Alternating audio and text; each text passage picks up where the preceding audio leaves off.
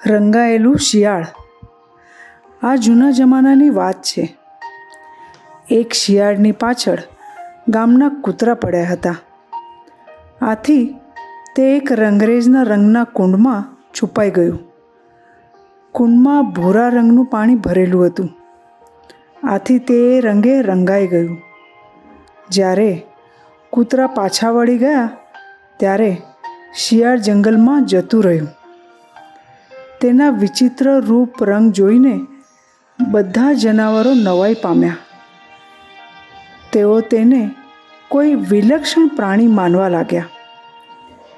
શિયાળે આ અવસરનો લાભ ઉઠાવ્યો. તેણે કહ્યું કે દેવોએ મને જંગલનો રાજા બનાવી દીધો છે, તેથી મારું રૂપ બદલાઈ ગયું છે. તમે બધા મારું કહ્યું માનો. જોતામાં શિયાળ જંગલનો રાજા બની ગયું. ઘણા દિવસો સુધી એ જ રીતે ગાડી ચાલતી રહી.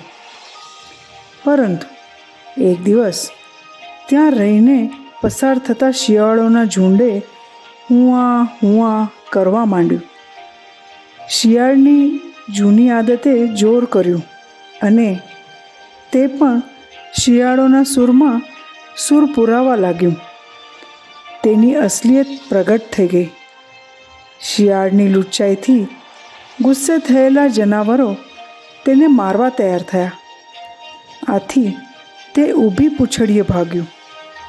સચ્ચાઈને છુપાવવાથી તે કદાપી છુપાતી નથી.